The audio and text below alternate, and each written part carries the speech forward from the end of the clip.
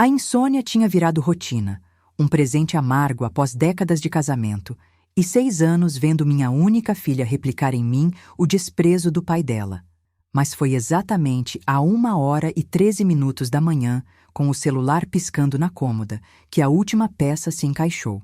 O nome de Emília brilhava, acusador no escuro, e eu deixei tocar 4 vezes antes de atender. Não porque eu estava decidindo se devia responder, eu já havia decidido, mas porque eu queria que ela sentisse o peso, entendesse por apenas 8 segundos o que significava precisar de alguém que talvez não viesse. Mãe. A voz dela estava trêmula, errada. Emília nunca soava incerta. Ela havia herdado a confiança de Ricardo, aquela certeza não merecida de que o mundo lhes devia conforto. Mãe, eu preciso de ajuda. Meu cartão foi recusado e tem umas pessoas aqui e elas estão dizendo que vão chamar a polícia se eu não... Quanto? Perguntei. Minha voz estava firme. Eu a havia praticado no espelho por 6 anos. Desde que Ricardo saiu com sua secretária de braço dado e minha dignidade caiu em farrapos no nosso tapete persa. Mas antes de continuar, verifique se já está inscrita no canal. E se não estiver, inscreva-se. Assim você me ajuda a bater a meta de 1.000 inscritos. E desde já eu agradeço muito. 25 mil. Mãe, por favor, eu só preciso de 25 mil reais e eu posso... Eu desliguei. O telefone tocou de novo, imediatamente. Eu o desliguei, caminhei até meu banheiro e olhei para mim mesma no espelho sob a luz de teto nada lisonjeira. 65 anos. Meu cabelo tinha ficado grisalho cedo, um belo branco prateado que eu parei de tingir no dia em que Ricardo me deixou. Ele caía em ondas longas e soltas, passando dos meus ombros agora, e eu o usava como armadura. Meus brincos de diamantes, pequenos e de bom gosto, os que minha mãe me deixou, não os vistosos que Ricardo comprava para se desculpar por aniversários esquecidos, pegavam a luz. A fina pulseira de diamantes no meu pulso tinha sido da minha avó. Toquei-a como um talismã. Eu estava usando uma camisola de seda em amarelo vibrante. Amarelo tinha se tornado minha cor depois do divórcio. Ricardo odiava amarelo, chamava de berrante, de quem procurava atenção.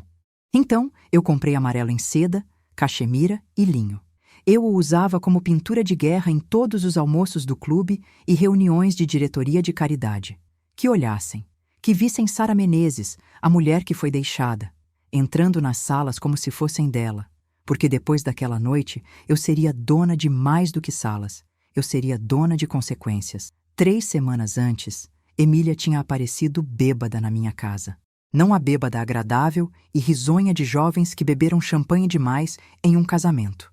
A bêbada maldosa, o tipo que solta as verdades que as pessoas geralmente têm a decência de manter trancadas. Ela estava no meu hall de entrada, balançando em saltos de R$1.000 que eu havia comprado para o aniversário dela, e olhou para mim com os olhos de Ricardo, aquele tom particular de azul que costumava me enfraquecer e que agora só me cansava. Sabe o que o papai disse?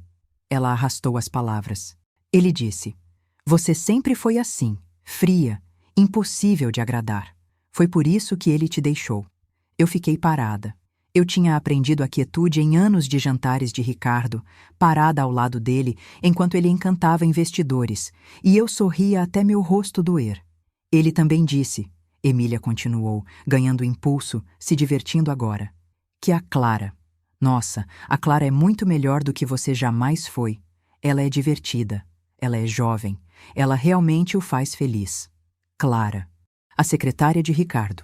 Agora, a esposa de Ricardo em tudo, menos na papelada, morando na casa que costumava ser metade minha, dormindo em uma cama que eu escolhi de um catálogo em lua de mel. Emília, eu disse calmamente, você deveria ir para casa. O papai é melhor do que você, ela disse. E eu observei sua boca formar as palavras com a mesma precisão que Ricardo usava quando estava dando um veredito de negócios particularmente cortante. Ele é um pai melhor, você é inútil. Foi por isso que ele te trocou pela secretária. Ela tirou o lenço de seda que eu havia lhe dado, um italiano cor creme, caro, e o jogou no meu chão como lixo. Depois, ela saiu, deixando minha porta aberta para o frio da noite. Eu peguei o lenço, Dobrei-o cuidadosamente e o coloquei na caixa onde guardava cada presente que eu havia lhe dado e que ela descartou ou destruiu. A caixa estava quase cheia. Naquela noite, eu comecei a fazer listas. Agora, a 1h13 da manhã de 12 de outubro de 2025, eu voltei para o meu quarto, deitei na cama e liguei o telefone novamente. Havia 7 chamadas perdidas, 4 de Emília, 3 de um número que eu não reconhecia. Às 9h47 da manhã de 13 de outubro, meu telefone tocou de novo. O identificador de chamadas dizia: Delegacia Central, Detetive, Senhora Menezes, a voz de um homem profissionalmente simpática. Aqui é o detetive Marcelo. Estou ligando sobre sua filha, Emília Dutra. Senhorita Menezes, corrigi. Eu havia retomado meu nome de solteira na semana em que o divórcio foi finalizado. O que houve com ela? Ela foi detida ontem à noite como parte de uma investigação de fraude de cartão de crédito. Ela foi liberada sob sua própria palavra, mas haverá acusações. Estou ligando por cortesia. Ela a listou como contato de emergência. Que consideração a dela, eu disse. Houve uma pausa. Detetive Marcelo estava claramente acostumado com pânico, lágrimas, exigências por advogados. Minha calma deve tê-lo confundido. Senhora Menezes, sua filha está enfrentando acusações sérias. Ela foi encontrada com outra jovem, Alissa Rodrigues, em um local que estávamos monitorando. Há evidências de fraude organizada. Detetive Marcelo, eu o interrompi. Agradeço a ligação, mas Emília tem 38 anos. Ela é adulta. Ela fez escolhas adultas. Tenho certeza de que ela vai lidar com as consequências como uma adulta. Outra pausa, mais longa desta vez. A senhora vai contratar um advogado para ela? Não, eu disse. Será só isso? Depois que ele desligou, eu me sentei à mesa da minha cozinha com meu café e minha agenda de couro, aquela que eu mantinha há 40 anos, acompanhando compromissos, aniversários e eventos de caridade. Abri em uma página limpa e escrevi no topo: Inventário. Embaixo, com minha caligrafia cuidadosa, comecei a listar nomes: Emília Dutra, Ricardo Dutra, Clara Peixoto, Danilo Martins. E, embaixo desses nomes, comecei a escrever o que cada um deles havia tirado de mim e o que eu ia pegar de volta. O sol da manhã entrava pela janela da minha cozinha, pintando tudo de dourado. Eu estava usando pijamas de seda amarelos com debrum branco. Meu cabelo grisalho estava solto ao redor dos meus ombros. Meu café estava quente e perfeito, exatamente do jeito que eu gostava, o que aprendi a fazer sozinha depois que Ricardo saiu, porque ele sempre insistia em fazê-lo fraco demais, doce demais, errado. Eu sorri para meu reflexo na janela escura sobre a pia. A lição estava prestes a começar. A coisa sobre vingança é que ela exige precisão. Você não pode simplesmente atacar cegamente e esperar acertar o que dói. Você precisa entender a arquitetura da vida de alguém. O que a sustenta, do que ela depende, onde estão as paredes que suportam o peso. Então, você remove esses apoios um por um, até que tudo desmorone sob o seu próprio peso. Eu passei outubro e novembro de 2025 estudando a vida de minha filha como um cirurgião estuda um raio-x. Emília morava em um loft no centro da cidade que ela não podia pagar. O aluguel era de R$ 4.200 por mês. Ela trabalhava como consultora de mídia social, o que, pelo que eu podia dizer, significava que ela ia a festas e postava fotos de si mesma com roupas que comprava a crédito. O namorado dela, Danilo Martins, tinha 40 anos e a estabilidade financeira de um castelo de areia na Maré Alta. Ele dirigia um BMW alugado, usava ternos de grife que não podia pagar e pegava dinheiro emprestado de agiotas com um tipo de otimismo que sugeria que ele nunca precisaria pagar as consequências por nada. Depois, havia Clara. Clara Peixoto tinha sido secretária de Ricardo por 3 anos antes de se tornar sua amante. Ela tinha 43 anos agora, bonita naquele jeito cuidadosamente mantido que exigia visitas regulares ao salão e personal trainers.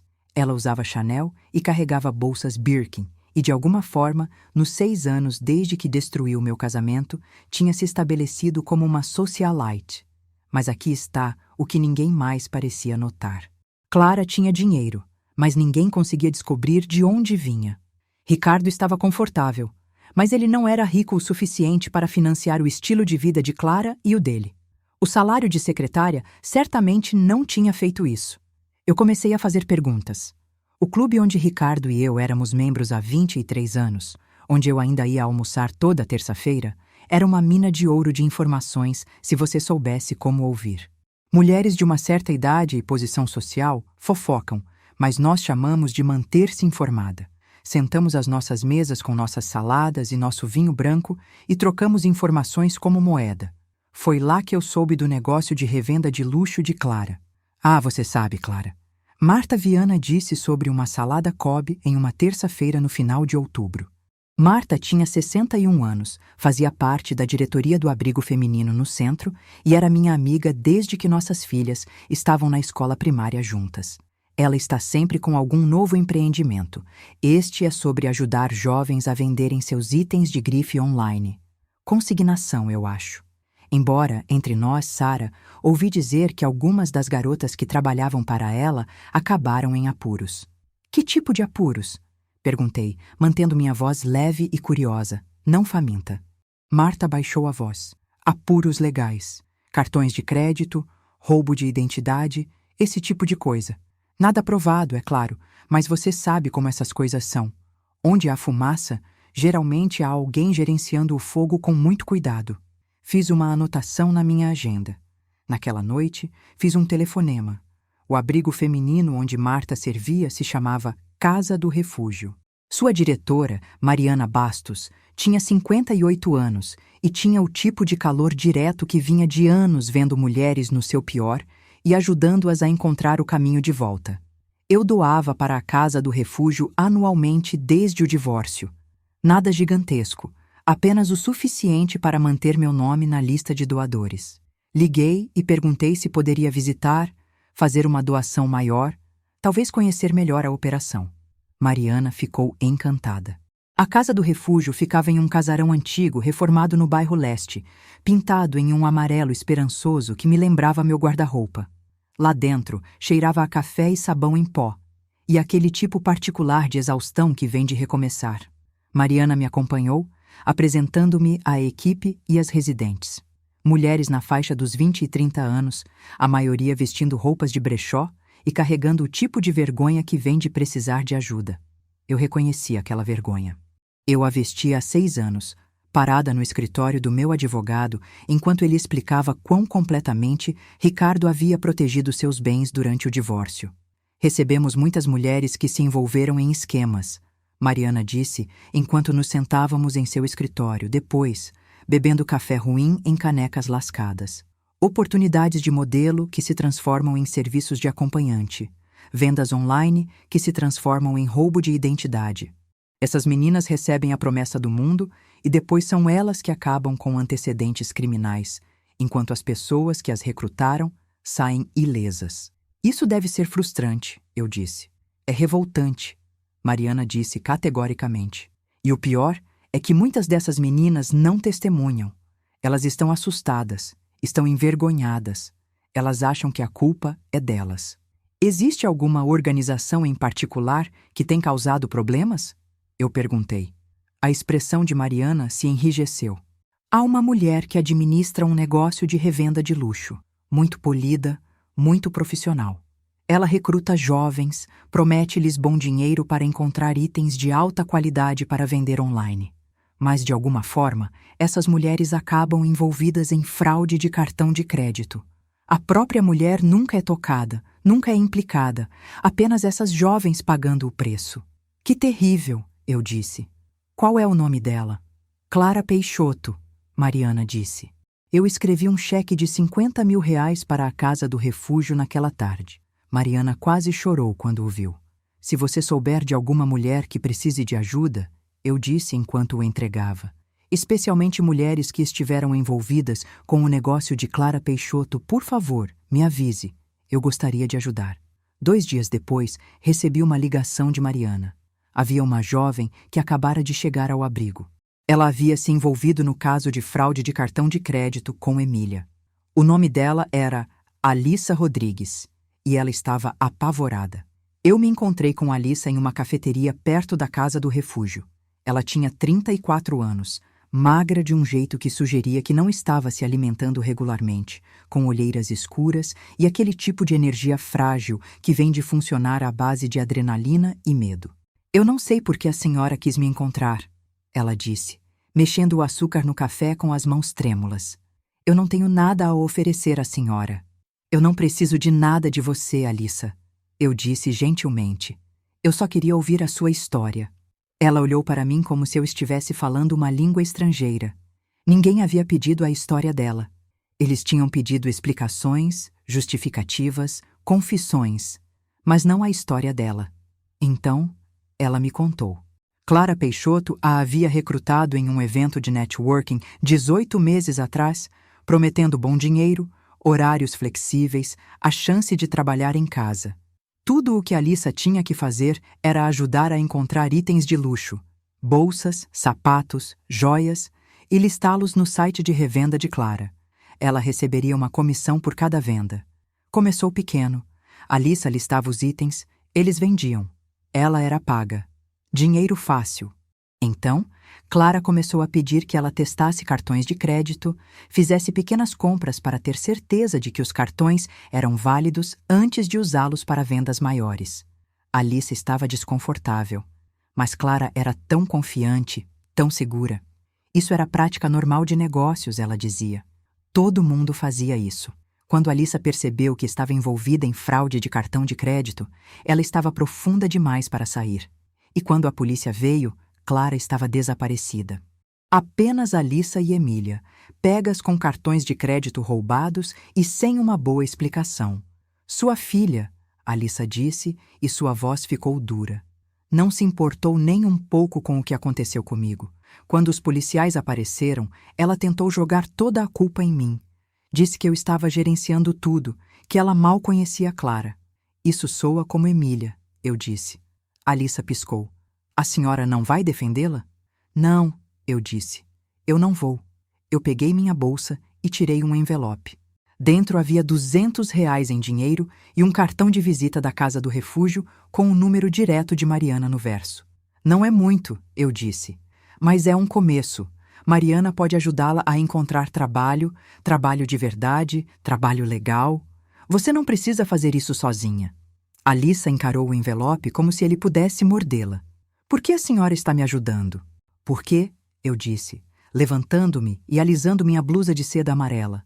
Você merecia coisa melhor do que o que minha filha e Clara Peixoto fizeram com você. E porque eu tenho a sensação de que você será muito importante muito em breve. Eu a deixei lá com seu café e sua confusão e dirigi para casa com um plano começando a se cristalizar. Emília havia usado Alissa, jogado-a fora como lixo quando ela se tornou inconveniente. Assim como Emília havia jogado fora toda a gentileza que eu jamais havia lhe dado, todo o sacrifício, cada momento em que eu a havia escolhido em vez de mim mesma. Mas eu não era Emília, e eu ia garantir que todos soubessem a diferença. Em novembro, eu fiz o que deveria ter feito 20 anos atrás. Eu assumi o controle do meu dinheiro. Ricardo e eu havíamos nos divorciado em 2019. O acordo tinha sido, segundo meu advogado, generoso. Eu saí com a casa, aquela que eu decorei, aquela que ainda tinha meu toque em cada cômodo, uma carteira de investimentos saudável e bens líquidos suficientes para viver confortavelmente pelo resto da minha vida. Ricardo havia ficado com o negócio, a maior parte de suas contas de aposentadoria e sua dignidade. Na época, eu estava exausta demais para lutar. Eu assinei papéis, aceitei meu acordo e tentei fingir que estava grata pelas migalhas. Mas, enterrado naquele acordo, havia um detalhe que eu havia esquecido. Emília tinha acesso como signatária a uma das minhas contas de legado. Um fundo que minha mãe havia deixado, destinado a ser passado adiante pela família.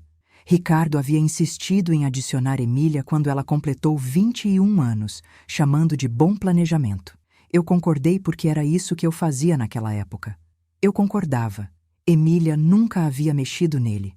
Pelo que eu sabia, ela nem se lembrava de que ele existia. Mas a conta estava lá. R$ 175 mil, crescendo lentamente com investimentos cuidadosos, marcados para o legado familiar.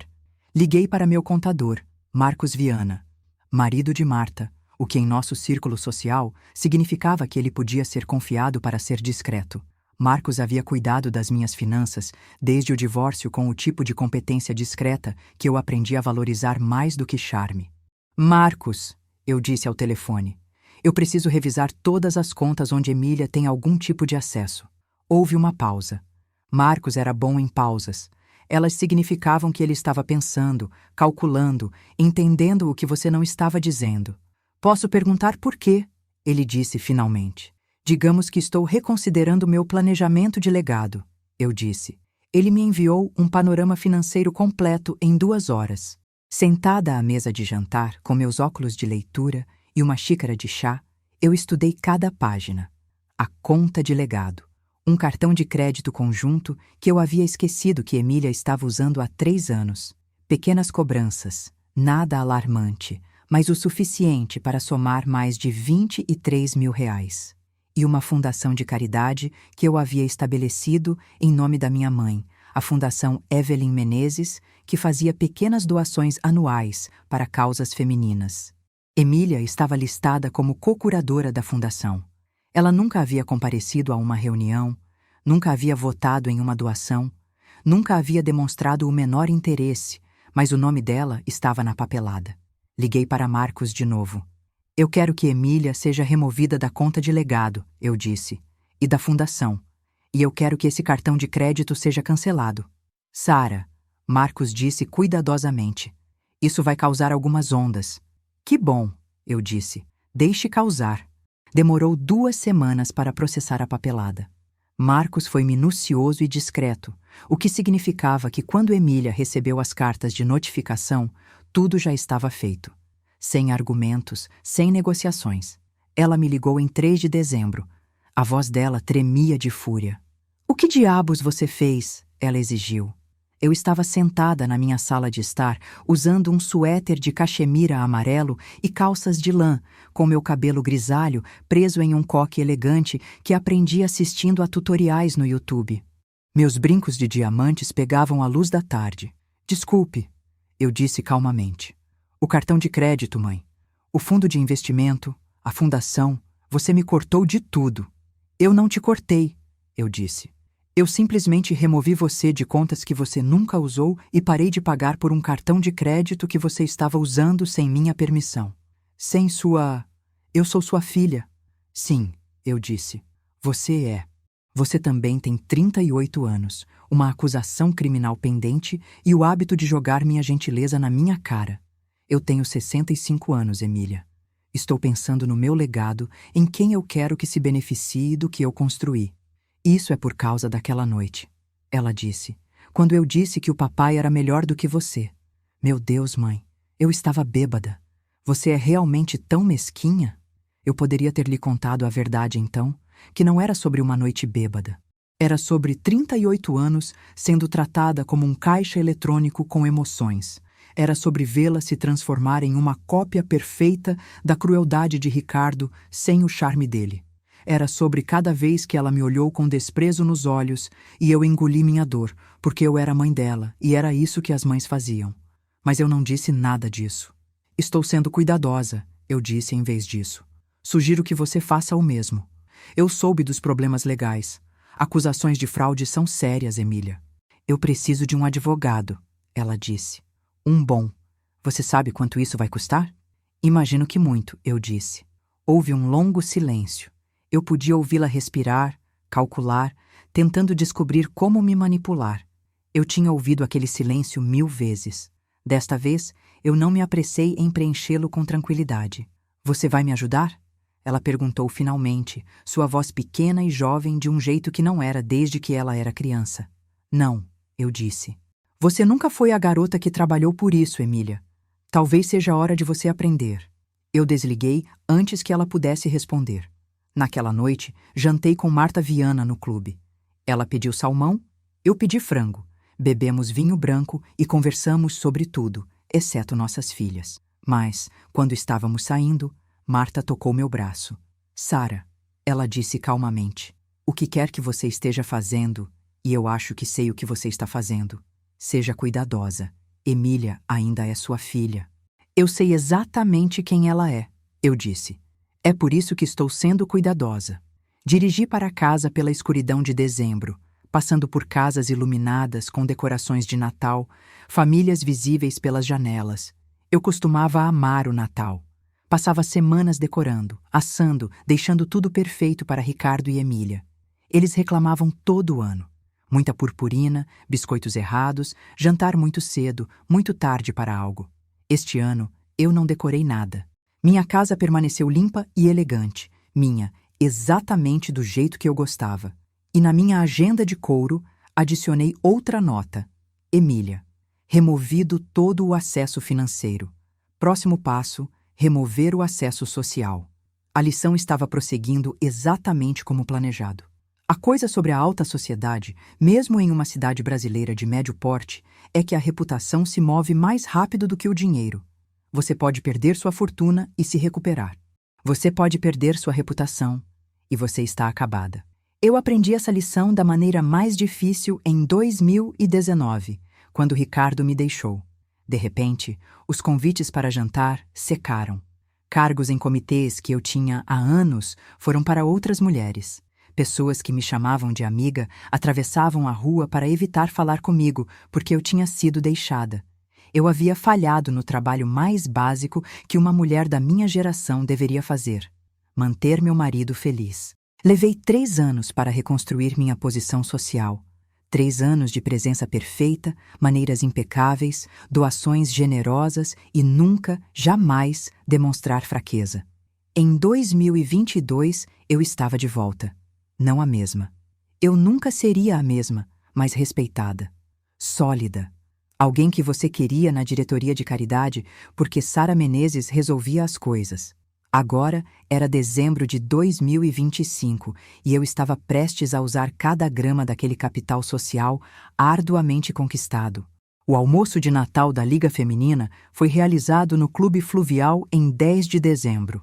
200 mulheres de 40 a 80 anos, vestindo suas melhores joias e seus sorrisos mais afiados. O preço do convite era de R$ 2.500, o que teoricamente ia para programas de alfabetização, mas na verdade garantia que todas pudéssemos sentar juntas uma vez por ano e fingir que gostávamos umas das outras.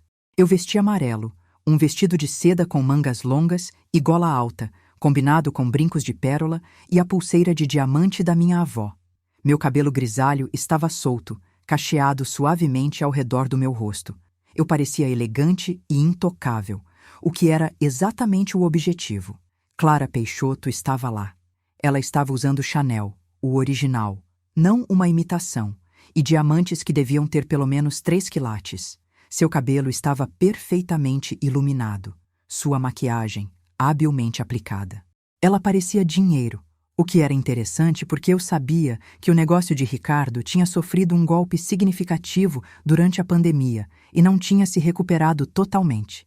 Então, de onde Clara estava tirando o dinheiro?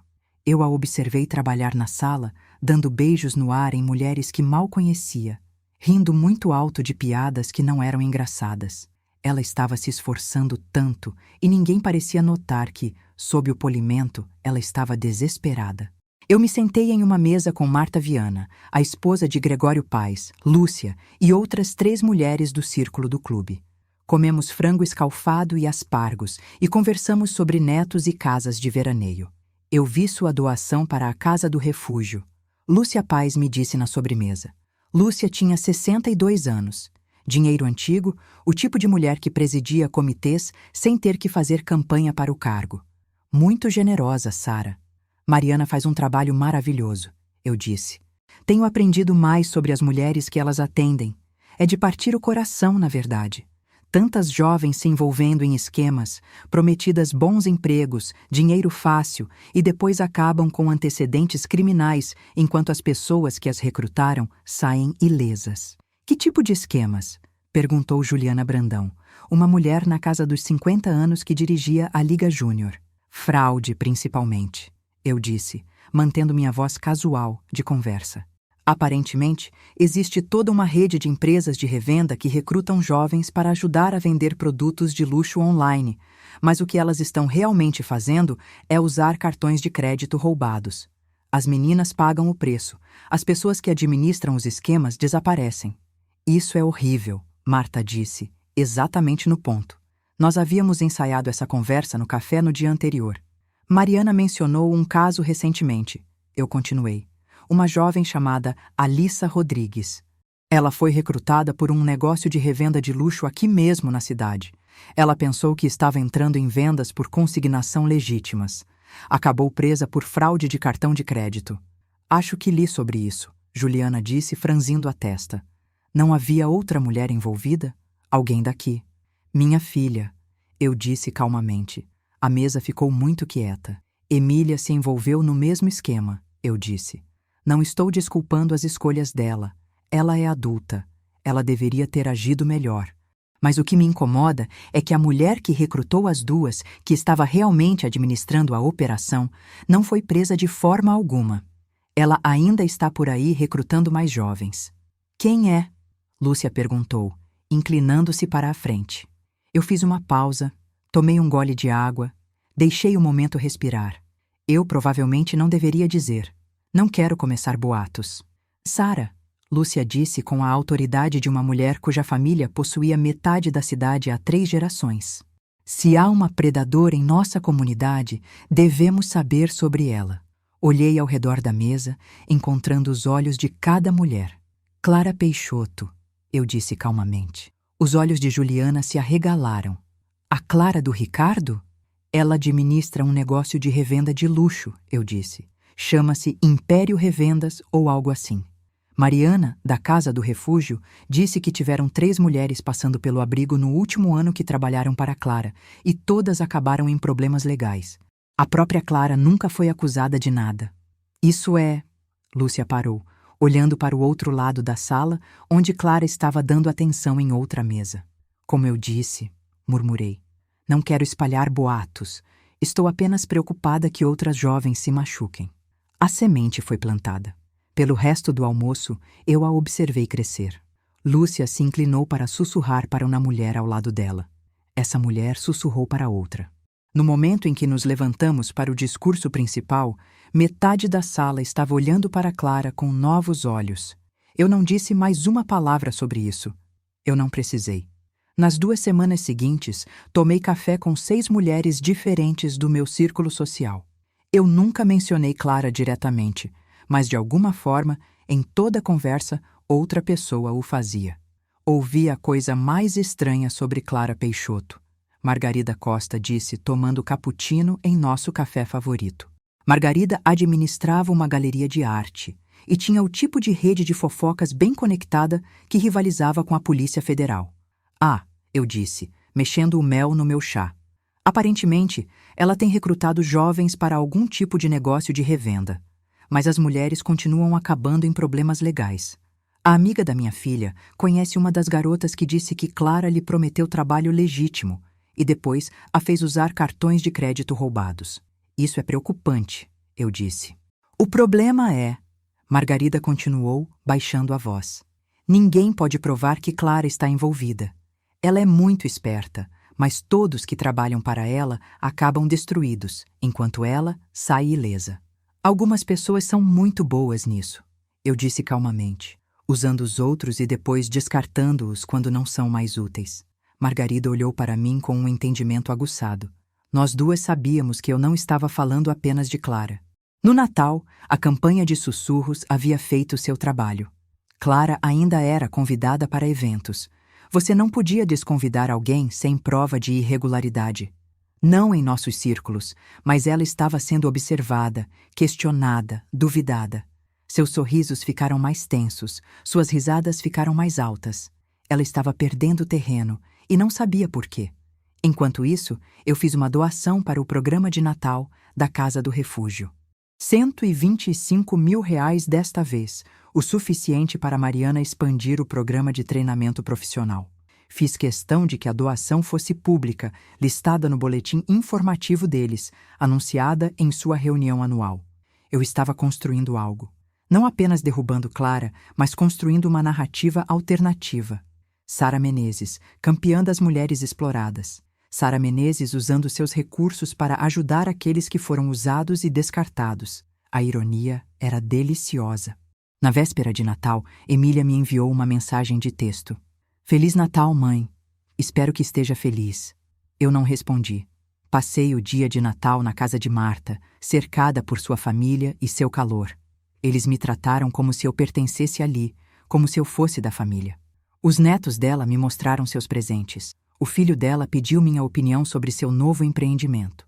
O marido dela me serviu vinho e me disse que eu estava linda. Foi o melhor Natal que tive em anos. E quando voltei para casa naquela noite, sentei na minha casa silenciosa com meu cabelo grisalho solto e meu hobby de seda amarelo embrulhado apertado e escrevi na minha agenda. Fase 2 completa. Hora de remover seus últimos apoios. A lição estava acelerando. Em janeiro de 2026, eu me encontrei com meu advogado de patrimônio. O nome dele era Rubens Costa, marido de Margarida, o que significava que ele tinha ouvido todas as fofocas sobre Clara e Emília e entendeu exatamente o que eu estava fazendo sem que eu precisasse explicar. Rubens tinha 63 anos, praticava advocacia há 35 anos e tinha o tipo de competência calma que fazia você se sentir segura, mesmo ao discutir sua própria morte. Nós nos encontramos em seu escritório no centro em 15 de janeiro. Eu vesti calças de lã amarelas e uma blusa de seda creme, meu cabelo grisalho preso em um coque arrumado. Meus brincos de diamantes eram pequenos e de bom gosto. Eu parecia exatamente o que eu era. Uma viúva rica planejando seu legado. Eu quero revisar meu testamento, eu disse a Rubens. Ele abriu o notebook e puxou meus documentos atuais. Que tipo de revisões estamos falando? Tudo, eu disse. Nas 2 horas seguintes, eu reestruturei todo o meu patrimônio. A casa seria vendida após a minha morte, com os lucros indo para a Casa do Refúgio para um fundo dedicado à moradia. Minha carteira de investimentos seria dividida entre 3 abrigos femininos em todo o estado. As joias, as boas peças, as que minha mãe e minha avó me deixaram, iriam para a filha de Marta, que sempre me tratou com gentileza. Emília receberia exatamente R$ 5 e uma carta que eu já havia escrito, selada e entregue a Rubens para a custódia. Sara, Rubens disse cuidadosamente quando terminei. Eu tenho que perguntar, você tem certeza disso? Emília é sua única filha. Tenho muita certeza, eu disse. Emília fez suas escolhas, estou fazendo as minhas. Ela poderia contestar isso, ele disse. Com base em quê? Eu perguntei. Estou em sã consciência. Não estou sendo coagida. Estou simplesmente escolhendo deixar meus bens para organizações que se alinham com meus valores, em vez de para uma filha que me tratou com desprezo pela maior parte de sua vida adulta. Rubens assentiu lentamente. Tudo bem, vou elaborar os documentos. Há mais uma coisa, eu disse. A Fundação Evelyn Menezes. Quero reestruturá-la como um fundo restrito. Todas as doações daqui para frente irão exclusivamente para programas que ajudam mulheres que foram exploradas por esquemas de fraude financeira. Isso é muito específico, Rubens disse. Sim, eu disse. É. Ele elaborou a papelada em 1 semana. Eu assinei tudo em 22 de janeiro, com testemunhas presentes, e tudo legalmente à prova de falhas. Então, pedi a Rubens que enviasse a Emília uma cópia de cortesia do Novo Testamento. Você quer que ela saiba agora? Ele perguntou surpreso. Eu quero que ela entenda as consequências de suas escolhas enquanto estou viva para vê-lo, eu disse. Emília recebeu os documentos em 24 de janeiro. Ela apareceu na minha casa 3 horas depois. Eu estava na minha cozinha fazendo sopa. Uma boa sopa de legumes que enchia minha casa com o cheiro de alho e ervas. Ouvi o carro dela na entrada, ouvi-a bater a porta, ouvi-a subir para a minha varanda como se tivesse 14 anos novamente. Eu não me apressei. Mexi minha sopa, provei, adicionei uma pitada a mais de sal. Então, caminhei até a porta da frente e a abri antes que ela pudesse tocar a campainha. Ela estava parada ali, em jeans de grife e uma jaqueta de couro, seu cabelo selvagem, seus olhos vermelhos de choro, ou raiva, ou ambos. Ela segurava os documentos de lã na mão como uma arma. R$ 5, ela disse. E uma carta. Eu disse calmamente. Não se esqueça da carta. Isso é insano. Você está insana. Estou sendo deliberada, eu corrigi. Há uma diferença. Eu sou sua filha. Sim, eu disse. Você é. E você deixou muito claro ao longo dos anos exatamente o quanto você valoriza esse relacionamento. Estou simplesmente respondendo na mesma moeda. Ela me encarou e eu a observei tentar encontrar o ângulo certo, a manipulação certa. Eu a tinha visto fazer isso centenas de vezes com Ricardo, com professores, com amigos. Ela era muito boa nisso. Ela sabia como fazer as pessoas se sentirem culpadas, como se fazer de vítima, como torcer as situações até que você não tivesse mais certeza do que era real. Mas eu tive 6 anos para construir imunidade. Você está fazendo isso para me punir, ela disse finalmente. Não, eu disse. Estou fazendo isso porque você nunca foi a garota que trabalhou por isso, Emília. Tudo o que você tem, alguém te deu. Seu apartamento, Ricardo paga metade do seu aluguel. Seu carro, alugado no crédito dele. Suas roupas, seu estilo de vida, sua existência inteira depende do dinheiro de outras pessoas. Você nunca construiu nada sozinha. Você nunca ganhou nada. Você apenas pegou e esperou que todos continuassem dando. Isso não é verdade. Quando foi a última vez que você teve um emprego de verdade? Eu perguntei. Não consultoria de mídia social. Um emprego real, com responsabilidades reais e consequências reais se você falhar? Ela não respondeu. Você nem consegue se lembrar, eu disse, porque você nunca precisou trabalhar, você nunca precisou lutar, você nunca precisou enfrentar o mundo real porque sempre houve alguém lá para te segurar quando você caía. Então, você vai simplesmente me deixar cair? Ela perguntou, e sua voz quebrou na última palavra. Não, eu disse, eu vou deixar você aprender a se segurar.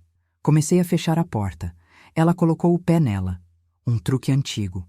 Por favor, ela disse, e agora as lágrimas eram reais, escorrendo pelo rosto dela.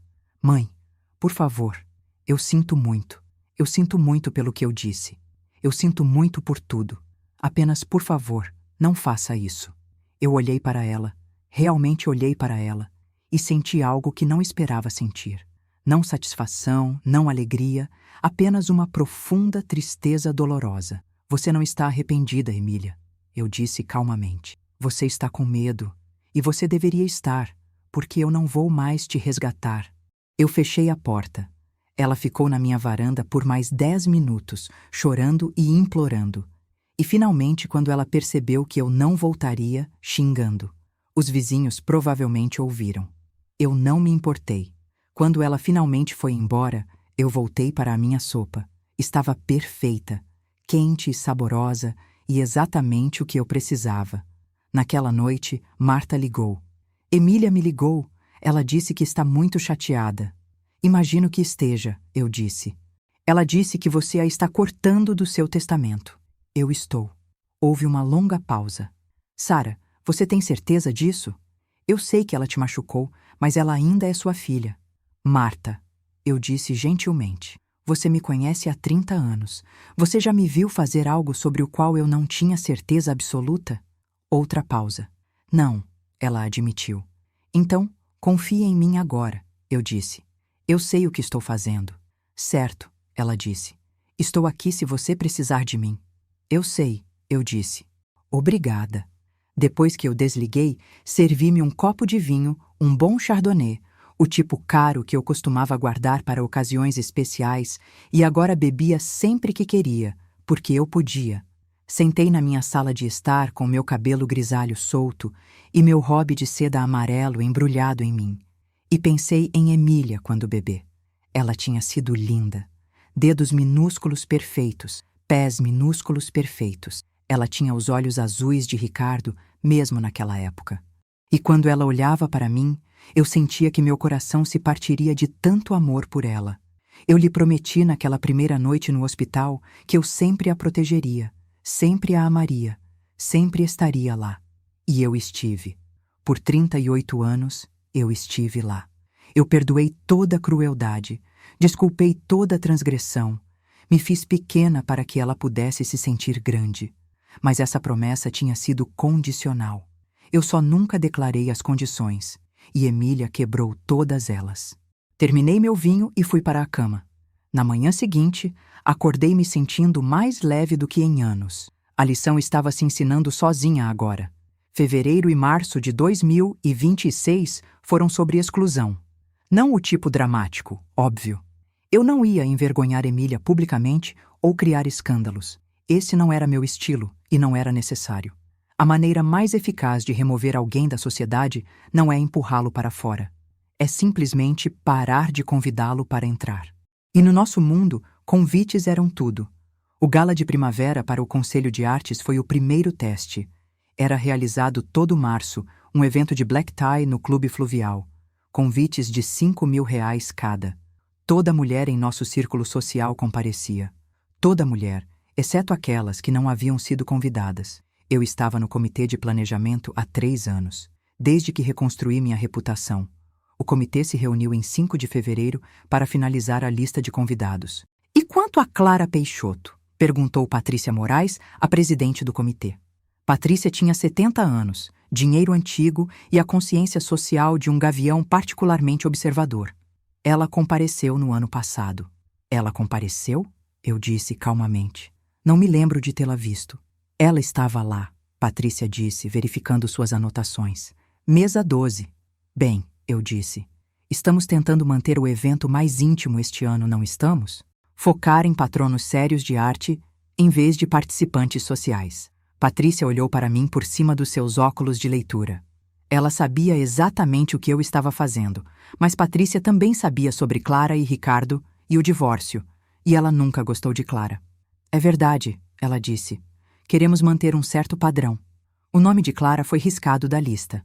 Ela descobriu 2 semanas depois, quando sua amiga Miriam, que havia sido convidada, mencionou isso casualmente durante o almoço. Clara me ligou imediatamente. Você fez com que eu fosse desconvidada para o gala de primavera, ela disse. Eu não fiz com que você fosse desconvidada, eu disse. O comitê simplesmente optou por não convidá-la. Há uma diferença. Você está no comitê? Sim, eu disse, e eu me abstive de votar no seu convite, já que você é minha filha. Teria sido um conflito de interesses. Isso era tecnicamente verdade. Eu havia me abstido. Eu apenas deixei minha opinião muito clara de antemão. O gala de primavera foi apenas o começo. Em março, a Rede de Negócios Femininos realizou sua conferência anual. Emília havia comparecido nos últimos 3 anos, fazendo networking e fingindo ter um negócio. Este ano, a inscrição estava misteriosamente esgotada quando ela tentou se inscrever. O chá de mães e filhas da Liga Júnior em abril, um evento que Emília frequentava comigo desde adolescente, enviou convites em março. Emília não recebeu um.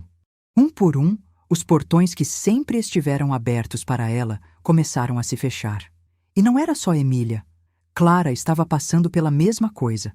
Clara vinha tentando há 2 anos entrar para a diretoria do Museu de Arte Contemporânea.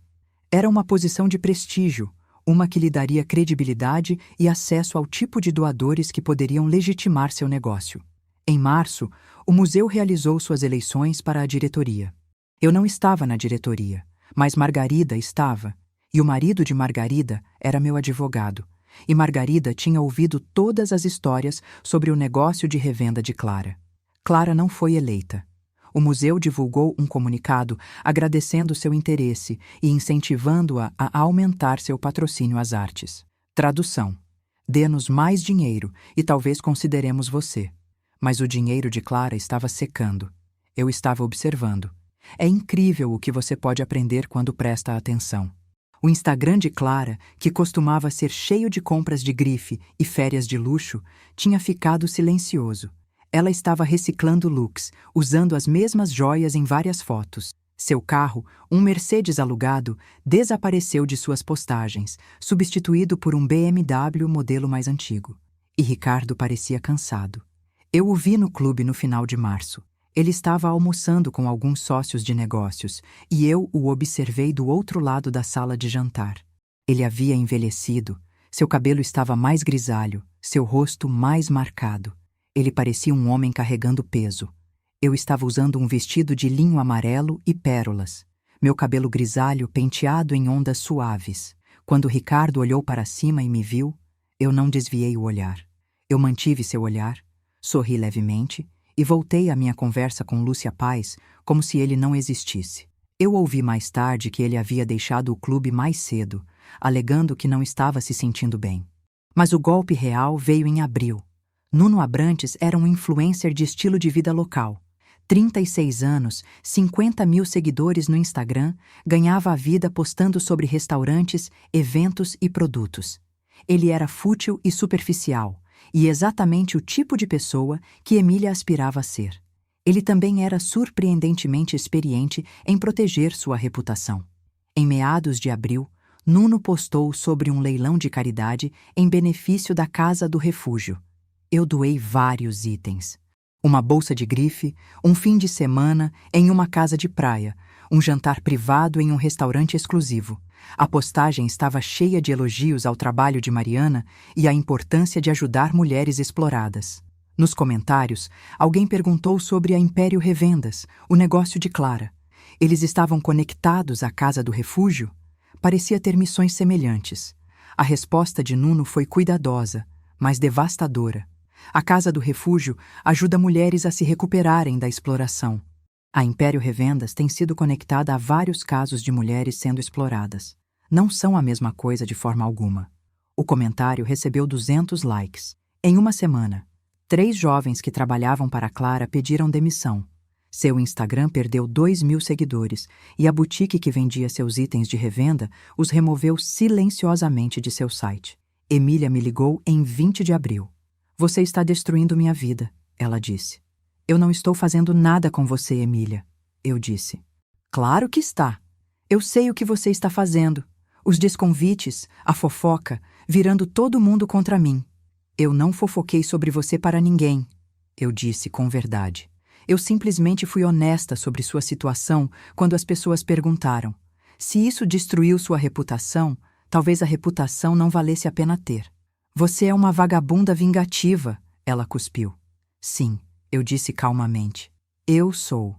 Aprendi com os melhores. Eu desliguei. Naquela noite, jantei com Marta e seu marido Marcos. Comemos em um pequeno restaurante italiano no centro, o tipo de lugar onde eles sabiam seu nome e traziam seu vinho favorito sem perguntar. Você está fazendo um trabalho notável, Marcos disse calmamente sobre a massa. Nunca vi alguém desmantelar uma rede social com tanta eficiência. Eu não estou desmantelando, eu disse. Estou apenas removendo as vigas de sustentação. A rede está desmoronando sob o seu próprio peso. Ainda assim, Marta disse, parecendo preocupada. Emília está sofrendo, Sara. Você tem certeza de que é isso que você quer? Eu pensei sobre aquela pergunta. Eu tinha certeza? Eu estava confortável com o que estava fazendo? Sim, eu estava. Emília está aprendendo consequências, eu disse. Pela primeira vez em sua vida, as ações dela têm resultados dos quais ela não pode se safar com charme ou suborno. Isso não é crueldade, Marta. Isso é paternidade. Marcos levantou sua taça de vinho. As lições, ele disse. Eu levantei a minha. As lições. Nós bebemos. E de manhã, acordei com uma mensagem de Mariana da Casa do Refúgio. Mais 3 mulheres chegaram esta semana. Todas da Império Revendas, todas com a mesma história. Obrigada pelo seu apoio, Sara. Você está mudando vidas. Eu estava. Apenas não as vidas que Emília esperava que eu mudasse. Em 3 de maio de 2026, recebi uma ligação do detetive Marcelo. Senhorita Menezes, ele disse, e sua voz tinha aquele tom particular que a polícia usa quando está tentando ser diplomática sobre más notícias. Estou ligando sobre sua filha novamente. Meu estômago gelou, mas minha voz permaneceu firme. O que aconteceu? Emília foi presa ontem à noite. Ela e o namorado, Danilo Martins, foram pegos tentando usar cartões de crédito fraudulentos em uma joalheria. O dono reconheceu os números do cartão de uma lista de vigilância que estamos distribuindo. Fechei os olhos. Ela está sob custódia? Ela está sendo mantida sob fiança.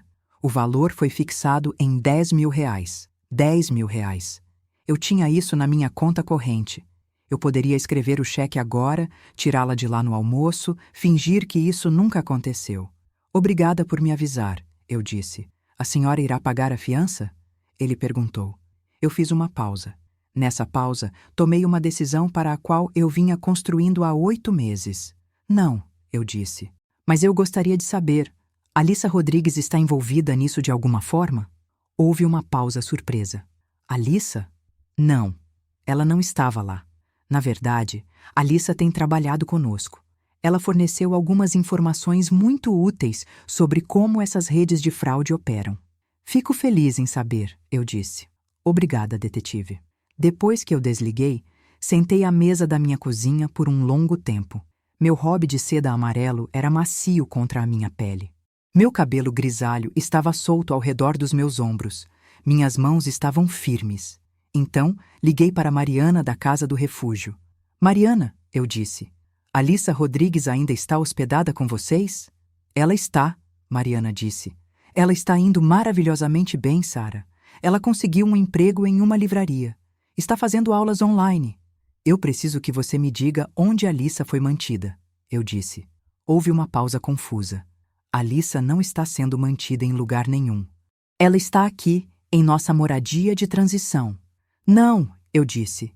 Quero dizer, quando ela foi presa em outubro passado, ela chegou a ser mantida sob fiança?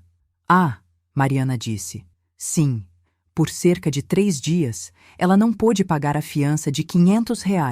Então, ela ficou na cadeia até que as acusações fossem reduzidas e ela fosse liberada sob sua própria palavra.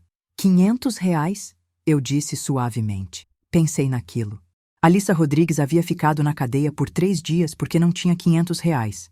Emília havia sido presa 2 vezes e em ambas as vezes. Ela me ligou esperando ser resgatada imediatamente. Obrigada, Mariana, eu disse. Sara, você está bem? Estou bem, eu disse. Falo com você em breve. Eu desliguei e sentei no silêncio da minha cozinha. Então, eu me vesti. Calças de linho amarelas, uma blusa de seda branca, meus pequenos brincos de diamante, a pulseira da minha avó. Fiz minha maquiagem com cuidado, prendi meu cabelo em um coque elegante. Então, dirigi até a delegacia distrital. O escritório do fiador judicial ficava anexo à delegacia. Uma pequena fachada suja com grades nas janelas e uma mulher com aparência cansada atrás de um vidro à prova de balas. Eu entrei como se fosse dona do lugar, o que naquele momento eu quase era. Estou aqui para pagar uma fiança, eu disse. A mulher levantou a cabeça do computador. Nome da acusada? Alissa Rodrigues, eu disse. Ela piscou. Alissa Rodrigues não está sob custódia. Eu sei, eu disse. Este é um pagamento retroativo. Quando ela foi presa em outubro passado, ela ficou na cadeia por 3 dias porque não podia pagar a fiança. Estou pagando essa fiança agora, mais juros, mais as taxas pelos 3 dias de encarceramento. Eu quero que o registro dela mostre que a fiança foi paga integralmente. A mulher me encarou. Isso é... Eu não acho que podemos fazer isso. Vocês podem, eu disse. Chame seu supervisor. Demorou 2 horas e 3 supervisores, mas eventualmente eles processaram. R$ 500 pela fiança original, mais R$ 300 em taxas e juros, mais uma taxa administrativa de R$ 200 para processar retroativamente um pagamento que deveria ter sido feito há 8 meses. Eu escrevi o cheque de R$ 1.000 e incluí uma nota para Alissa Rodrigues. Você merecia coisa melhor. Sara Menezes. Então, pedi que enviassem uma cópia do recibo para Mariana na Casa do Refúgio com instruções para entregá-lo a Alissa. Eu não paguei a fiança de Emília. Emília me ligou da delegacia naquela tarde, usando sua única ligação telefônica. Mãe, ela disse, e sua voz estava pequena e quebrada. Mãe, por favor, eu preciso de você. Eu sei, eu disse. Eu não posso ficar aqui. Por favor, eu sinto muito. Eu sinto muito por tudo. Apenas me tire daqui e eu farei o que você quiser. Eu vou mudar. Eu vou conseguir um emprego. Eu vou... Emília, eu disse gentilmente. Você sabe o que Alissa Rodrigues fez quando foi presa? Houve uma pausa confusa. O quê? Ela ficou na cadeia por 3 dias, porque não tinha R$ 500. E quando ela saiu, ela foi para um abrigo feminino e procurou ajuda, e ela reconstruiu a vida dela. Ela não ligou para ninguém para resgatá-la. Ela resgatou a si mesma. Eu não sou Alissa. Não, eu disse. Você não é. Alissa era uma vítima que cometeu um erro. Você é uma agressora que está finalmente enfrentando as consequências. Você realmente não vai me ajudar? Estou te ajudando mais do que você sabe, eu disse. Estou te ensinando o que você deveria ter aprendido 30 anos atrás. Ações têm consequências. E ninguém, nem eu, nem seu pai, nem ninguém, vai te resgatar das consequências das suas próprias escolhas. Eu te odeio, ela sussurrou. Eu sei, eu disse. Mas em alguns anos você vai entender. Eu desliguei. Danilo Martins pagou a fiança de Emília na manhã seguinte. Pegou o dinheiro emprestado do pai dele, ouvi mais tarde. Emília saiu ao meio-dia e, no jantar, todos em nosso círculo social sabiam que Sara Menezes tinha deixado sua filha ficar na cadeia enquanto estava ocupada fazendo trabalho de caridade. Os sussurros eram exatamente o que eu esperava. Você consegue imaginar deixar seu próprio filho ficar na cadeia? Ouvi dizer que ela pagou a fiança de uma garota qualquer em vez da própria filha. Ela ficou tão fria. Que sussurrem, que julguem. Eu sabia a verdade. Eu passei 38 anos resgatando Emília das consequências, limpando suas bagunças, pagando suas dívidas, dando desculpas para o comportamento dela. E o que isso a ensinou? Que ela era intocável, que alguém sempre a salvaria, que as ações não tinham custos porque outra pessoa sempre os pagava. Não mais. Naquela noite, Mariana me ligou. Sara, ela disse, e sua voz estava embargada de emoção. Alissa recebeu sua nota. Ela está chorando, ela disse. Ela disse que ninguém nunca tinha feito algo assim por ela antes. Ela mereceu. Eu disse simplesmente. Você é uma mulher notável, Mariana disse. Não, eu disse. Eu sou apenas uma mulher que está finalmente aprendendo a dar sua gentileza a pessoas que a apreciam. Depois que desligamos, servi-me vinho e sentei na minha sala de estar. Minha casa estava silenciosa e limpa. E minha. Meu cabelo grisalho estava solto. Meu robe amarelo era macio. A pulseira da minha avó pegava a luz da lâmpada e senti pela primeira vez em 8 meses algo como paz. Não felicidade, não satisfação, mas paz. A lição estava quase completa. A prisão de Emília foi o primeiro dominó. O resto caiu rapidamente. Danilo terminou com ela em junho.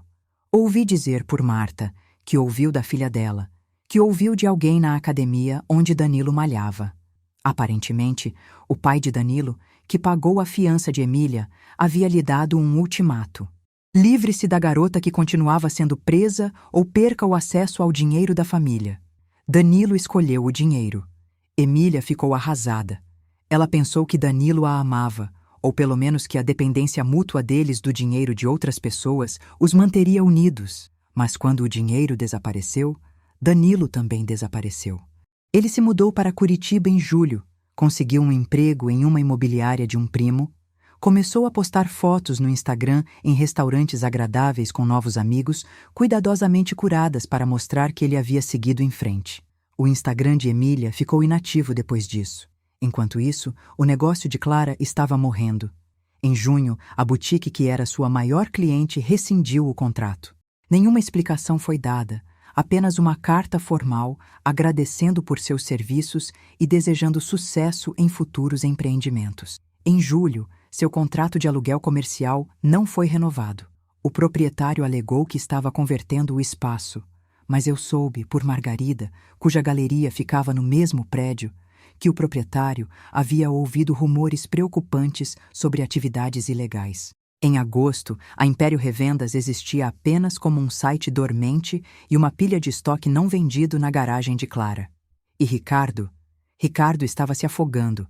Seu negócio havia sofrido golpes durante a pandemia e nunca se recuperou totalmente. Agora ele estava sustentando Clara, que não tinha renda, e fazendo pagamentos por fora para cobrir os honorários advocatícios de Emília, porque não suportava o constrangimento social de ter uma filha com antecedentes criminais. Eu o vi no clube no final de agosto.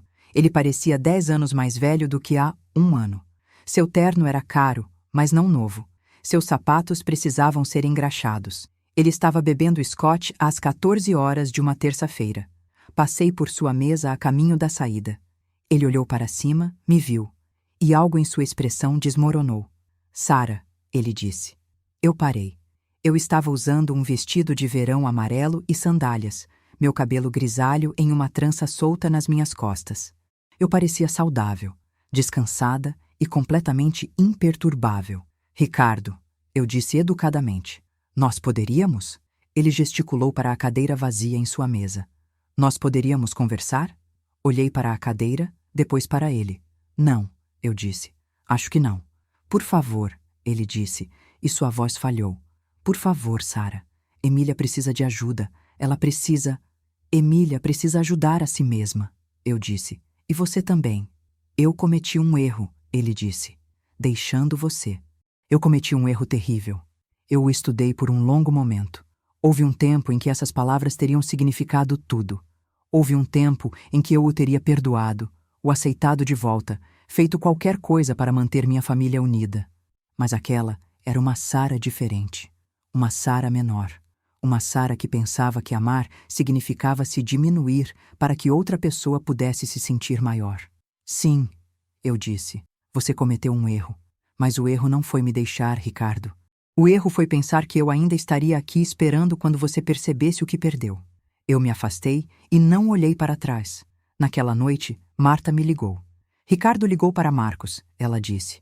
Ele quer saber se você estaria disposta a ajudar com os honorários advocatícios de Emília. Eu ri. Ri de verdade. O que nos surpreendeu a ambas. Ele quer que eu pague o advogado de Emília? Eu disse. Ele está desesperado, Sara. O negócio dele está falhando. Clara está exigindo que ele a sustente. Os problemas legais de Emília estão custando uma fortuna. Que bom, eu disse. Deixe-o se afogar. Sara. Não, Marta. Por 30 anos eu sustentei aquele homem. Eu apoiei o negócio dele, criei a filha dele, fiz da casa dele um lar, sorri em suas festas, fingi que não notava quando ele olhava para a secretária dele como se estivesse faminto e ela fosse um banquete. E quando ele saiu, ele levou metade de tudo o que construímos e agiu como se tivesse merecido, como se eu não tivesse contribuído com nada, como se eu não fosse nada. Eu cansei de salvar pessoas que não valorizam o que têm até que desapareça. Ricardo pode se virar sozinho, eu disse. Emília também pode. Clara também pode. Eu terminei. Marta ficou em silêncio por um longo momento. Você está certa, ela disse finalmente. Me desculpe. Eu não deveria ter perguntado. Está tudo bem, eu disse suavizando. Você é uma boa amiga. Você está tentando ajudar. Mas a melhor maneira de me ajudar é me deixar terminar o que comecei. Depois que desligamos, sentei no meu jardim. Era final de agosto, ainda quente, mas as noites estavam começando a esfriar. Minhas rosas estavam florescendo, grandes, exuberantes, flores cor-de-rosa, brancas e amarelas que eu mesma havia plantado depois do divórcio. Eu passei 3 anos aprendendo a jardinagem e agora meu quintal era o mais bonito do quarteirão. Eu construí isso sozinha, sem o dinheiro de Ricardo, ou a aprovação de Emília, ou a permissão de ninguém. E eu ia continuar construindo. Em setembro, fiz outra doação para a Casa do Refúgio, R$50 mil desta vez, o suficiente para financiar um programa de bolsas de estudo completo para mulheres que queriam voltar a estudar. O programa cobriria mensalidade, livros, creche, tudo o que elas precisavam para reconstruir suas vidas. Mariana o nomeou de Fundo Sara Menezes para segundas chances. O anúncio foi feito no gala anual da Casa do Refúgio, em 15 de setembro. Eu compareci vestindo um vestido de seda amarelo que custava mais do que o aluguel mensal de Emília. Meu cabelo grisalho estava penteado em um coque elegante. A pulseira de diamante da minha avó brilhava sob as luzes do salão. Quando Mariana me chamou ao palco para aceitar o reconhecimento pela minha doação, eu fiquei na frente de 200 pessoas e fiz um breve discurso. Estou honrada em apoiar a Casa do Refúgio, eu disse, porque aprendi algo importante nos últimos anos. A melhor vingança não é destruir as pessoas que te machucam, é se tornar tão completamente você mesma, tão absolutamente inegável, que as opiniões delas se tornam irrelevantes. É pegar a dor que eles causaram e transformá-la em algo bonito, algo útil, algo que ajude outras pessoas que estão sofrendo. A sala me deu uma ovação de pé. Emília não estava lá para ver, mas eu garanti que ela soubesse. Na manhã seguinte, enviei a ela um link para as fotos do gala. Nenhuma mensagem, apenas o link. ela me ligou 1 hora depois. Você está doando minha herança, ela disse. Não, eu disse calmamente. Estou doando meu dinheiro. Você nunca teve direito a ele, Emília. Você apenas presumiu que tinha. Tudo o que estou passando, as prisões, perder Danilo, perder minha vida social, você fez tudo isso? Não, eu disse. Você fez isso. Você escolheu trabalhar para Clara. Você escolheu cometer fraude. Você escolheu me tratar com desprezo e depois esperava que eu te resgatasse de qualquer maneira. Estas são suas consequências, Emília. Eu apenas parei de impedi-las. Eu sou sua filha, ela sussurrou. Sim, eu disse. Você é, e eu te amei mais do que tudo neste mundo. Eu ainda amo de certa forma. Mas amor não significa deixar você se destruir enquanto finge que é a vítima. Amor significa deixar você cair para que você possa aprender a se levantar sozinha. Eu estou caindo, ela disse. Eu estou caindo e não há ninguém para me segurar. Então, você vai aprender a pousar, eu disse. Ou não vai. Mas, de qualquer forma, é a sua lição para aprender. Eu desliguei. E desta vez, quando ela ligou de volta, eu não atendi. A lição estava quase no fim. Outubro de 2026 foi quando decidi dar um chá. Não uma festa. Deus, não. Eu tinha 66 anos e passei décadas demais participando de festas que eu não gostava para saber que nunca mais queria dar uma. Mas um chá. Uma reunião íntima. 12 mulheres cuidadosamente escolhidas que fizeram parte da minha vida de maneiras significativas. Eu enviei convites no início de outubro. Papel cartão, creme grosso com caligrafia elegante, convidando-as para uma celebração vespertina de gratidão e crescimento. A data era 12 de outubro de 2026, exatamente 1 ano após o telefonema de Emília, a 1h13 da manhã. O simbolismo era deliberado. Passei 2 semanas me preparando. Mandei limpar profundamente minha casa. Contratei um buffet especializado em chás da tarde elegantes, mini sanduíches, scones com clotted cream, petit four, uma seleção de chás finos. Pus a mesa de jantar com a porcelana da minha mãe, a boa, as peças que Emília certa vez chamou de louça de vovó, e enchi a casa com flores frescas. E criei um álbum de fotos. Era um livro encadernado em couro com páginas douradas, o tipo que você veria em um museu. Dentro, eu havia organizado cuidadosamente fotografias abrangendo 40 anos. Meu casamento com Ricardo, Emília bebê, férias em família, feriados, formaturas. Cada fotografia tinha uma pequena legenda embaixo, na minha caligrafia cuidadosa. Mas estas não eram as legendas que você esperaria. Sob uma foto de Emília de 5 anos na Disney, eu havia escrito: Emília, 5 anos, deu um chilique porque queria um quarto brinquedo. Ricardo comprou para ela. Sob uma foto de Emília de 13 anos em sua formatura da 8ª série, Emília, 13 anos, aluna de honra, me fez reescrever sua redação porque não gostou do meu primeiro rascunho. Sob uma foto de Emília em sua formatura da faculdade, Emília, 22 anos, formada com um diploma pago inteiramente por seus pais, não nos agradeceu em seu discurso. As legendas continuaram e continuaram, uma documentação cuidadosa de direito e ingratidão. Mas intercaladas estavam outras fotos. Fotos minhas em eventos de caridade, sendo voluntária, construindo minha vida após o divórcio. E essas legendas eram diferentes. Sara, 59 anos, primeiro ano após o divórcio, aprendeu a ficar sozinha. Sara, 61 anos, juntou-se à diretoria do Conselho de Artes, aprendeu a liderar. Sara, 65 anos, primeira doação à Casa do Refúgio, aprendeu a dar àqueles que apreciam. O álbum era uma narrativa, a história de uma mãe que deu tudo e uma filha que tirou tudo. E o momento em que a mãe decidiu parar o ciclo. Os convidados chegaram às 14 horas em 12 de outubro. Marta e Lúcia e Margarida e Mariana, e 8 outras mulheres cuidadosamente escolhidas que fizeram parte da minha vida de maneiras significativas, que me apoiaram, testemunharam meu crescimento, entenderam o que eu estava construindo. Comemos mini sanduíches e scones na minha sala de jantar ensolarada. Bebemos chá em xícaras de porcelana. Rimos, conversamos e celebramos a sobrevivência. E então, enquanto a sobremesa era servida, Eu trouxe o álbum. Eu queria compartilhar algo com vocês, eu disse. Tenho refletido muito neste ano sobre família e legado, e o que deixamos para trás, e criei este álbum como uma forma de documentar essa reflexão. Eu o passei pela mesa. As mulheres olharam cuidadosamente, lendo as legendas, estudando as fotografias. A sala ficou muito quieta. Isso é notável, Sara, Margarida finalmente disse. É de partir o coração, honesto e corajoso. É um registro, eu disse simplesmente, do que aconteceu e por que fiz as escolhas que fiz. Porque eu quero ser muito clara. Eu não sou uma vítima. Eu não sou amarga. Sou apenas uma mulher que finalmente aprendeu a se proteger. O que você vai fazer com isso? Marta perguntou calmamente. Guardar, eu disse. Mostrar para as pessoas que perguntarem por que não sou próxima da minha filha. Entregar ao meu advogado para incluir com meu testamento. Para que Emília entenda que não foi crueldade. Foi consequência. Depois que o chá terminou e os convidados foram embora, eu me sentei sozinha na minha casa limpa com o álbum no meu colo. Meu vestido de seda amarelo estava amassado de tanto sentar.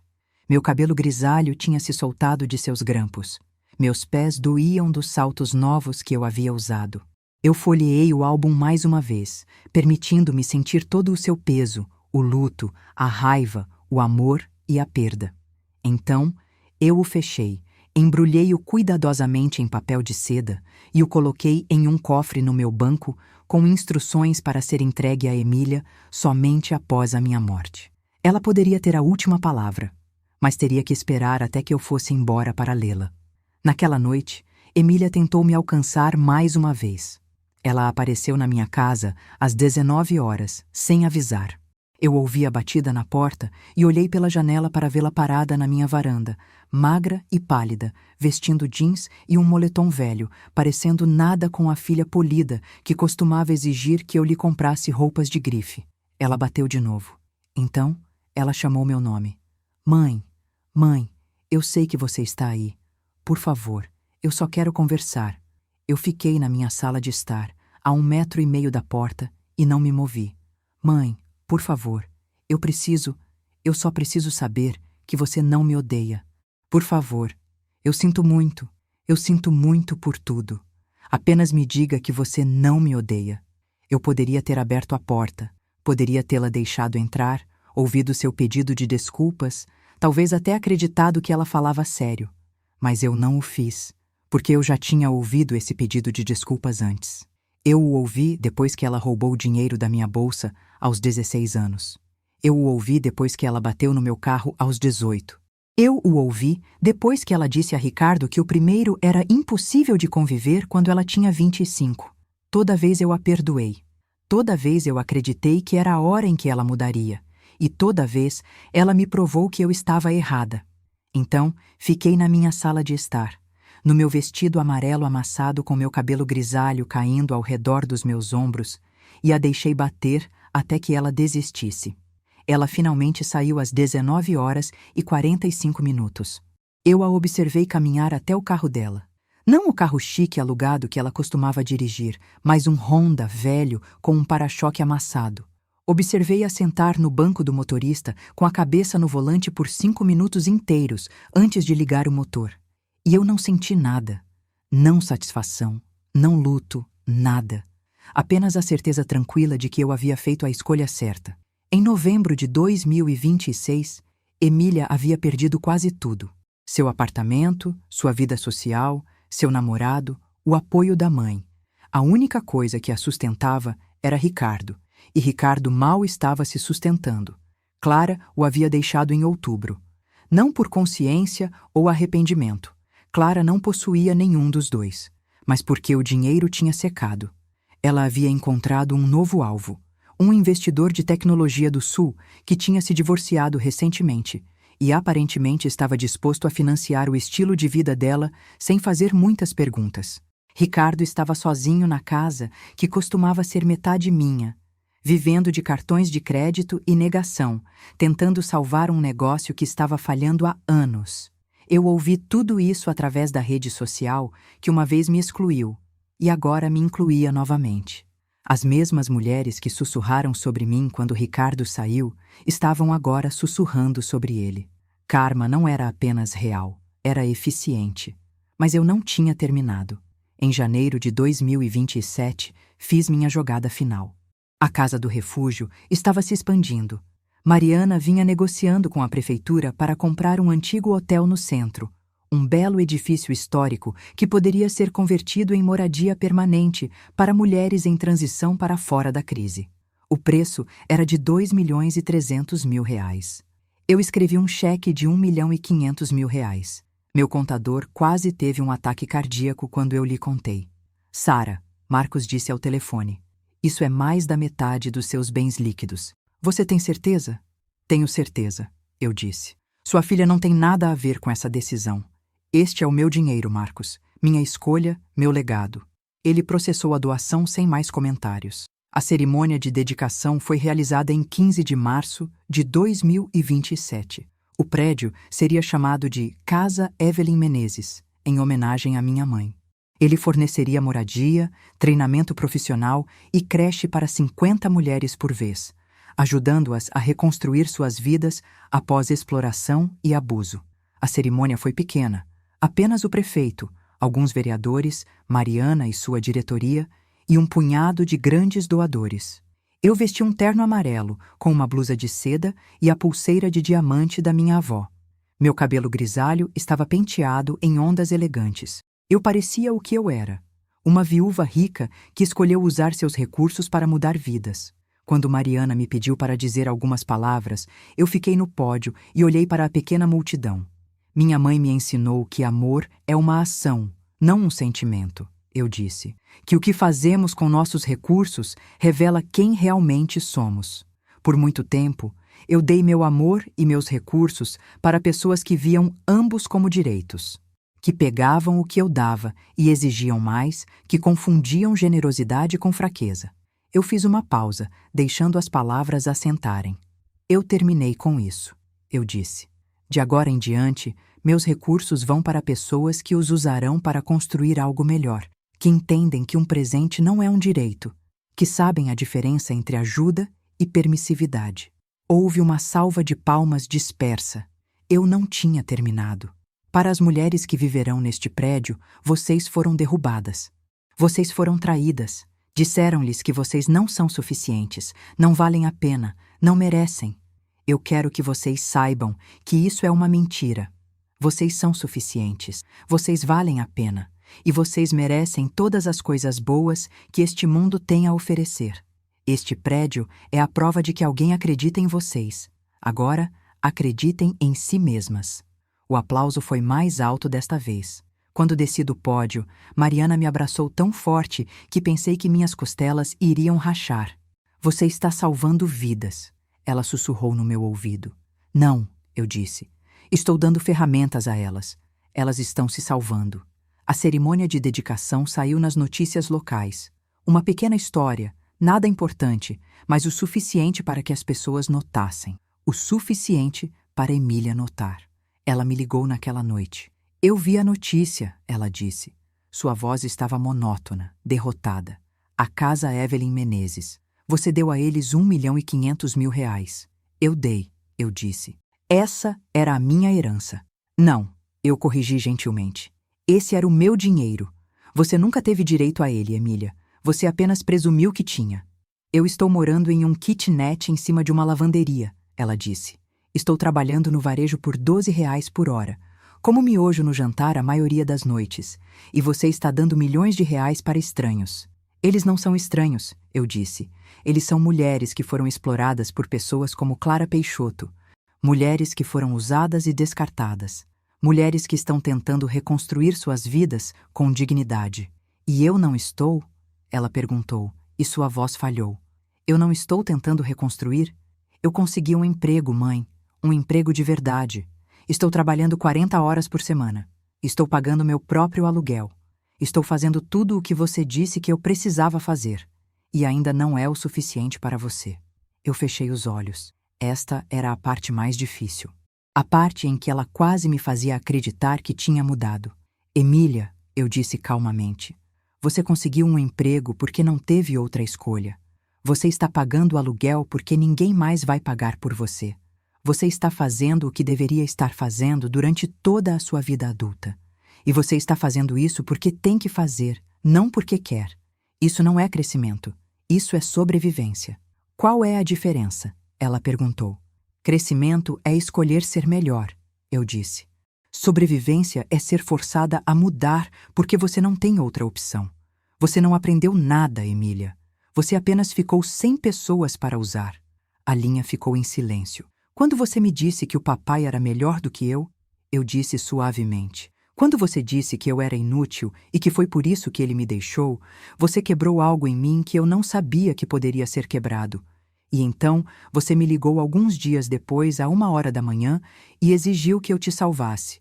E eu percebi que você não me vê como uma pessoa. Você me vê como um recurso, algo para explorar quando conveniente e descartar quando não é. Isso não é... eu interrompi. E eu cansei de ser explorada. Cansei de ser descartada. Cansei de me colocar de lado para que você possa sentir que importa. Eu importo, Emília. Meus sentimentos importam. Minha paz importa. E eu escolho minha paz em vez do seu conforto. Então é isso, ela perguntou. Você simplesmente terminou comigo? Eu pensei sobre aquela pergunta. Eu tinha terminado? Haveria um momento em que Emília e eu poderíamos ter um relacionamento que não me destruísse? Eu não sei, eu disse honestamente. Talvez em alguns anos, depois que você construir algo real para si mesma, depois que você aprender a valorizar as pessoas, em vez de apenas usá-las, talvez então possamos conversar. Mas agora sim, eu disse. Eu terminei. Eu te odeio, ela sussurrou. Você já disse isso antes, eu disse. Mas, Emília, eu não te odeio. Eu só não confio em você e não te quero na minha vida. Essas são coisas diferentes. Eu desliguei e desta vez eu bloqueei o número dela. 3 meses depois, em maio de 2027, completei 67 anos. Comemorei com uma pequena festa na minha casa. Marta e sua família, Margarida e Rubens, Lúcia e Gregório, Mariana da Casa do Refúgio. Jantamos no meu jardim, cercadas por rosas que eu mesma havia plantado e cuidado. Bebemos vinho, rimos e contamos histórias. Ninguém mencionou Emília. Ninguém perguntou sobre Ricardo. Meu passado era meu passado, e essas pessoas amavam meu presente. Depois que todos foram embora, sentei sozinha no meu jardim enquanto o sol se punha. Eu estava usando um vestido de linho amarelo e sandálias. Meu cabelo grisalho estava solto e selvagem na brisa da noite. A pulseira da minha avó pegava os últimos raios de sol. Pensei na mulher que eu era há 8 anos, quando Ricardo me deixou. Aquela mulher estava quebrada, desesperada e tão solitária que pensou que morreria por isso. Pensei na mulher que eu era há 2 anos, quando Emília disse aquelas palavras que iniciaram tudo isso. E pensei em quem eu era agora. Eu tinha 67 anos. Eu morava sozinha em uma casa linda que eu mesma paguei. Eu tinha amigos que me valorizavam. Eu tinha causas em que eu acreditava. Eu tinha rosas que floresciam porque eu cuidava delas. Eu havia doado mais de 2 milhões de reais, dinheiro que Emília pensava ser dela, para ajudar mulheres a reconstruírem suas vidas. Eu vi minha filha perder tudo e eu não a salvei. Eu deixei meu ex-marido lutar e se afogar e eu não o procurei. Eu estava feliz? Eu não sabia. Felicidade parecia a palavra errada para o que eu sentia. Eu estava completa. Eu estava inteira. Eu era minha. E isso era o suficiente. A última vez que vi Emília foi por acidente. 6 meses depois, em novembro de 2027. Eu estava no supermercado comprando ingredientes para um jantar especial. Eu estava recebendo neste ano, cozinhando para uma dúzia de amigos que se tornaram família. Eu estava na seção de frutas, escolhendo maçãs, quando olhei para cima e a vi. Ela estava no final do corredor, magra e com aparência cansada, em um casaco velho, com uma cesta que continha pão em promoção e pasta de amendoim genérica. Ela ainda não tinha me visto. Eu a observei por um momento. Ela parecia mais velha do que seus 39 anos. Ela parecia alguém que aprendeu lições difíceis da maneira mais difícil. Parte de mim queria ir até lá, perguntar como ela estava, talvez, possivelmente, começar uma conversa que pudesse levar a algo como reconciliação. Mas eu não o fiz, porque eu também aprendi algo. O perdão não exige reconciliação. A paz não exige proximidade. E o amor não exige sacrifício. Eu me virei e fui embora antes que ela me visse. E eu não olhei para trás. Naquela noite, sentei na minha sala de estar com uma xícara de chá e minha agenda de couro, aquela que eu mantinha há mais de 40 anos. Folheei as páginas, lendo as anotações que fiz nos últimos 2 anos. Inventário, registro, remoção social, reestruturação financeira, os pequenos e deliberados passos que levaram ao colapso de Emília. Na última página, escrevi uma nota final. Lição completa. Registro fechado. Então eu fechei a agenda, a coloquei de lado e peguei um livro que eu estava querendo ler. Lá fora, estava começando a chover. Dentro, minha casa estava quente, silenciosa e minha, e eu estava em paz. Gostou da história? Então compartilhe a sua opinião nos comentários. O que faria diferente? De onde está me ouvindo e que nota essa história merece? E não esquece de se inscrever no canal.